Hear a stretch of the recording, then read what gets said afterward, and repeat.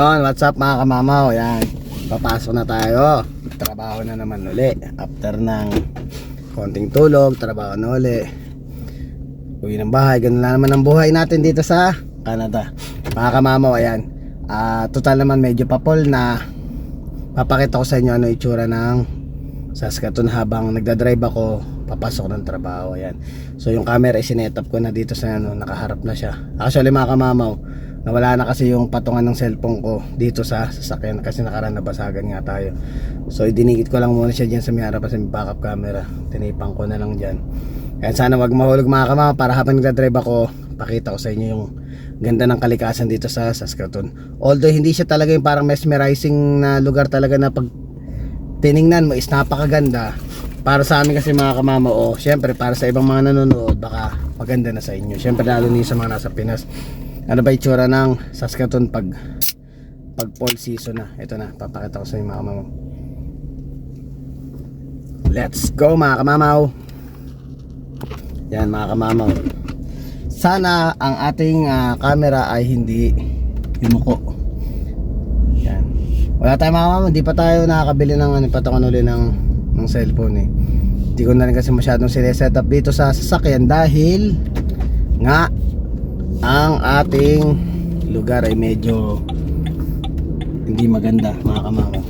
Medyo magulo ang tao dito. Kaya nandito kami sa bandang west side. Yan, umuuga ba ang camera? O ayos naman. Yan. Tingnan mo na mga kamamaw, ang ganda ng kalikasan mga kamamaw, diba? Ang ganda ng view. Yan, sana hindi yumuko yung camera natin. Narangan ko na nga mga kamamaw eh, pansamantala lang yun eh. Hindi naman siguro yuyuko na yun. Medyo gumagalaw-galaw lang mga kamamaw, pagpasensyaan nyo na. Pero sana hindi tumumba. Yan. Pwede hinto ako sandali dito sa setup natin. Lagyan ko ng dagdag na scotch tape. Yan mga kamamaw, hindi na makabili ng ano si kamamo. Ini-scotch tape na lang ang camera. Yan, gagawa tayo na isa dito. Yan, dito. Yan. Yan na mga kamamaw ha. Nag-i-improvise lang tayo ng ating gamit sa ngayon. Yan, pag sinandalan ko na neto, siguro hindi na siya mahulog. Tingnan na. Mga kamamo, let's go. Hindi na siguro yuyuko yan. Yan. Kinalisuhan ko na eh. Yun. Medyo nakatagilid data ang camera natin, pero okay na yung mga kamamo. Medyo tabingi. Yan mga kamamaw, ang itsura ng Canada, diba ang aliwalas. Kasi mga kamamaw, dito naman kasi kami sa Saskatoon, hindi naman talaga totally nakaka-experience ka ng sobrang traffic dito mga kamamaw. Usual ako, pag pumasok ako sa trabaho mga kamamaw is 10 to 15 minutes. Yung 15 minutes medyo late na yun, medyo nakaano ka na ng konting ano sa mga stoplight. Pero usual kung talagang machechempohan mo talaga na every stoplight is nakago, 10 minutes lang mga kamamaw. Maliit lang ang Saskatoon actually mga kamamaw. May ikot mo siya ng within baka mga 1 hour to 2 hours. Ikot mo na yung buo na yon from east, west side, north, ganun, maikot mo na siya. So ngayon minsan yayain ko si Mrs. lalabas tayo. Pakita natin yung mga lugar dito na yung mga pwede kang mag picture mga kamamaw, lalo na pag fall season. Syempre, alam mo naman mga kamamaw, ang isa sa pinakamagandang sa paningin pag nagpicture ka mga kamamaw, yung mga fall season tsaka yung winter. Pero para sa akin yung fall season yung pinakamaangas, yung autumn. Yan mga kamamaw. Dito tayo ngayon mga kamamaw sa 22nd Street ng west side. Ito yan. So usually itong kalsadang to mga kamamaw is diretso na siya ng downtown doon sa may likuran ko. Ito papuntang Blairmore. Yan. Sa mga siguro baka may makapanood dito na kakadating lang ng Saskatoon. Ayan, kahit paano itutur ko kayo kung anong meron dito sa Saskatoon. Saan ba yung east, saan ba yung 22nd Street. Ayan. Pero syempre sa mga viewers natin sa Pilipinas, para sa inyo talaga ito mga kamamaw. Lagi ko iniisip mga kamamaw, ano bang dapat kong i-vlog? Ano kong i-vlog bukod sa pag-American Bully natin, Yan, syempre mapakita natin yung ganda ng kalikasan din mga kamamaw. Yan, isa yun sa pinaka maano natin makikip nating memories mga kamamaw, yung mag-iikot-ikot tayo dito. Syempre kahit saan ka na magpunta, pag namamasyal ka, usual hindi nawawala talaga yung mga picture taking na yun mga kamamaw, kasi part yan ng like for example nagbakasyon ka, yung mga memories talaga na makikip mo, na masasabi mo etong 2023 dito kami galing, dito kami nagpunta, ganito yung ginawa namin, yun mga kamamaw. Kaya hindi mawawala talaga sa tao, lalo sa Pinoy. Nako, Pilipino po ang pinaka matinding mag selfie, isa na po ako dun. Pero ngayon mga kamamaw, iba na yung selfie ko dati talaga pag tinignan mo yung Facebook ni kamamaw, laging naka-selfie tayo si kamamaw. Ngayon wala na. Pag tinignan mo yung Facebook ko, mga anak ko, kaya mga alaga nating puppies at sila Hero at sila Legend ang laging laman ng ating Facebook. Yan. Ito mga kamamaw is 22nd Street pa rin tayo. Sa may banda doon mga tatlong stoplight pa mga kamamaw, at tayo kakanan na yan. Siyempre mini tour ko kayo mga kamamaw. Tingnan natin ang medyo nag-ano tayong drive May bus kasi sa kabila, kaya lumipat ako. Kasi usually hinto yan sa susunod na stoplight, tayo sa stoplight na hihinto yan dyan. So may stock lahat ng tao dito sa kanan. So ngayon anticipate mo na lumipat ka na agad. So may mga naglilipatan din. Anticipate mo na yung mga kamamaw dahil may ipit ka dyan. Ayun, katulad nung isa na ipit siya, diba? So after ng bus, lipat na tayo sa kabila, na tayo sa pwesto natin. Yan, katulad yan sa SUV. Kuhanin na natin yan. Madali lang ding mag-ano dito mga kamamaw, mag road test. Kasi usual mga kamamaw, sa Pilipinas nakakatakot mag-drive dahil ang dami sasakyan, lalo pag sa EDSA ka dumaan. Heavy traffic talaga yung mga kamamaw. Kumbaga kung bago ka palang driver, naku, madudurog ang puso mo sa kaba dahil lalaki ng sasakyan. Pero mo bus, truck, sabay-sabayan, tas may mga motor pa. Grabe, lalo pag baguhan ka, nervousin ka talaga. Ako naman nung bago ako dito, although syempre nakakaramdam tayo ng nervyos, number one, pag nakakita tayong polis, pinakasalubong tayong polis, kahit wala kang ginagawang masama, kinakabahan na ako ng mga kamamo. Pero ngayon habang tumatagal, eventually nare-realize mo ay okay na pala lahat. Kasi ngayon nakapag long drive na rin ako. Dati takot ako mag long drive, na mahina ang loob ko. Nung dumating nga sila misis ay nakapamasyal na kami long drive.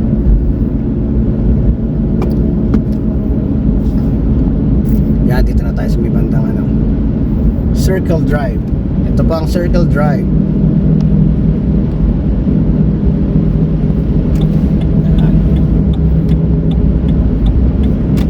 Yan mga kamamaw, diba? Puro kalikasan ang aking pinapakita sa inyo ngayon mga kamamaw. Nandito kasi medyo magagandang view yan kasi maraming puno dito mga kamamaw.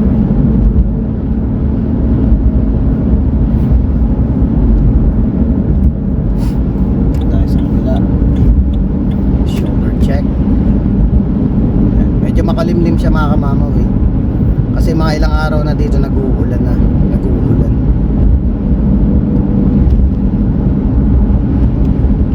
Ang weather ngayon is 17, positive 17, which is yun yung masarap na klima na pwede ka talagang maglakwat siya. Yung talagang hindi mo mararamdaman yung init ng araw, tapos chill ka lang na hindi sobrang lamig. Alam mo yung gano'n na parang di katulad ng pag sobrang summer. Kapag summer naman kasi minsan sobrang init, talagang feeling mo nasusunog yung balat mo. May times naman kasi dito yung summer naman dito mga kamamaw, ang kaibahan naman niya sa Pilipinas, humid kasi sa Pinas. Dito kasi dry siya, kaya hindi ka masyadong pinagpapawisan, pero masakit pa rin sa balat. Lalo na mga kamamaw yung liwanag ng araw, nako, ang sakit sa mata. Iba yung sakit sa mata lalo pag winter time mga kamamaw. Yung hampas ng araw kasi tapos snow pa yung nasa paligid mga kamamaw, ang sakit sa mata, parang ang talim ba.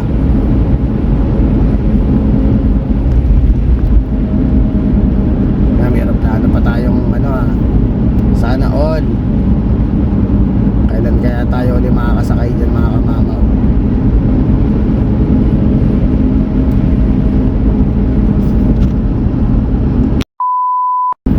Yan na mga kamamaw, medyo malapit-lapit na tayo. Sabi ko sa inyo mga kamamaw, yung vlog na to mga kamamaw, matatapos yung vlog na to nang makakarating na tayo yan mga kamamaw sa ating patutunguhan. Nandito na tayo sa bandang circle drive pa rin to, pero ano na siya, pais na siya, pais. Parang highway na to, highway siya, highway. Yan. Sarap panoorin ng mga kamamaw ng mga ulap, ang kapal. Puting-puti yung kalsada. Ayun, nakita mga kamamaw. Ito yung isa sa pinaka-busy kalsada dito sa Saskatoon. Pero so far sa ngayon, ang rush hour niya is mga bandang alas 5 pa, kasi usual 5 o'clock ang uwian ng mga tao. So ngayon, medyo pa-busy pa lang, pero hindi siya talaga busy. Yung mga gantong kalsada, mga gantong sasakyan mga kamamaw, pag nakikita niya, medyo marami-rami na busy na yun mga kamamaw. Di katulad sa Pinas na talagang parang halos hindi na umaandar yung mga sasakyan. Ito gantong busy na yan. Yan ang mga kasabayan mo, yung mga 10-wheeler truck, yung mga pang industrial and pang construction na sasakyan. Dito makikita mo yung madalas. Tapos marami din tayong dealership dito mga kamamaw. Yan, may Honda rin tayo. Tapos ayan, may pasaway. May pasaway na gustong kumaliwa, diba? Yun. Hindi ka pwedeng sumingit doon, papagalitan ka, ang haba ng pila. Yan mga kamamaw. Kaya dapat pag nagdadrive ka, alam mo dapat kung saan ka puposisyon, kasi magkokos ka ng collision tsaka traffic. Yan, dito na tayo sa kabila dadaan. Ito na po ang circle drive na malapit sa ating trabaho. Yan. Dalawang stoplight pa mga kamamaw at tayo magte-turn left na. Yan. Di tayo nadaan masyado mga kamamaw sa yung talagang yung maraming dahon na nalaglag, kasi to highway yung dinaanan natin eh. Pero minsan syempre papasyal tayo mga kamamaw sa talagang pasyalan doon tayo sa mga naubos na yung dahon. Kahit doon sa likod ng backyard namin, ubos na yung dahon. Medyo nililinis-linis na uli natin. Di na natin masyado mga kamamaw na enjoy yung backyard, kasi parang tinamad din ba kami ni Mrs. mga kamamaw. Kasi kung aayusin namin ng sobrang ayos yung likuran ng bahay mga kamamaw, is may magugulo rin naman sa labas. Kasi alam mo yung pakaramdam na parang gusto mong paghirapan yung isang bagay eh. Tapos guguluhin lang ng iba, diba? Kasi sayang yung time tsaka effort na binigay mo, tapos ma-upset ka lang. Yun yung pinaka mahirap na point mga kamamaw, ng talagang pinagsumikapan mo, pinaghirapan mo. Nakakaramdam ka minsan ng upset. Na-upset ka doon sa effort na ginawa mo, tapos suddenly pagising mo may sisira lang nung ginawa mo, diba? Nakakainis. Kaya ginawa na namin, nag-decide na kami ni Mrs. na okay na yun, na inaayos namin kahit paano, pero hindi na namin yung parang pinaganda pa katulad ng mga sinabi nung nakarang vlog na dapat set up pa namin ng ganito na na rin kami mga kamamaw. Parang sabi ko okay na siguro yun, at least mahalaga malinis tsaka presko dun sa labas. Hindi nga lang masyado na set up pa ng kahit anong gamit tayo mga kamamaw. Nandito na tayo, diba? Sabi ko sa inyo mga kamamaw, 10 to 15 minutes lang. So ayan, makikita mo dyan sa may bandang right side, may makikita kang malaking logo ng kulay red dyan. Dyan tayo nagtatrabaho mga kamamaw, ang Co-op Warehouse. Yan. Ang Co-op Warehouse ay isa sa pinakamalaking warehouse dito sa Canada. Usual lahat ng mga small city, Co-op Warehouse ang may hawak. Talagang pag nagpunta ka doon, wala kang makikitang groceryhan, puro Co-op Warehouse talaga makikita mo sa lahat ng small city. Yan. Kaya isa yun sa pinaka mayamang warehouse dito sa Canada. Ay, si Kuya Jomar, pauwi na sila. Medyo naagaan natin ng pasok, maaga tayong 20 minutes. Iba pa rin kasi mga kamama, makakasanayan mong pumasok ka ng maaga kesa sasaktuhan kang pumasok. Ang hirap maghabol, yung hahabulin mo yung oras ng paggalaw mo, kasi syempre pagpasok mo, i-ready mo pa yung mga gamit mo, tapos yung maghahano ka pa, lalagay po yung bag mo, hahanap ka pa ng jack na gagamitin mo sa trabaho. Yan mga mama, dito tayo sa ano, parking lot. Medyo malayo-layo ang pupuntahan natin, pero okay na rin. Ano mga kamamaw, nag-enjoy ba kayo sa pasyal natin? Next time, iikot tayo. Doon tayo sa ano, yung mga talagang iniikutan na yung mga pasyalan dito sa ano, sa Saskatoon. Pero sa ngayon, hanggang dito lang ang kayang ibigay ni kamamaw dahil wala rin tayong oras para mag-ikot talaga ng sobra para mapakita sa inyo yung lugar. Yan. So yung mga alaga natin is tulog na kanina. Tulog na kanina dahil nilabas ko yung tsinelas ko. Yan mga kamamaw. Yun ang ano ko, pang ano ko sa mga, pero hindi ko sinasaktan ng mga alaga ko. Kumbaga, para mga baby din yan, dapat meron din silang kinakatakutan, meron din silang may isa kang bagay na parang pag may pinakita ka, kaya mo silang tag dito turuan sila ng magandang asal or something, na mga bagay na hindi dapat nilang gawin. Yun, may mga ganun mga kamamaw. Dapat may mga ganun kang mga technique, o kaya kung ba syempre sa ibang breeder o sa ibang ano, ganun yung ginagawa. May sarili silang ano doon, diskarte. Ako, ito yung diskarte ko, pero hindi ako nananakit ng aking mga alaga mga kamamaw.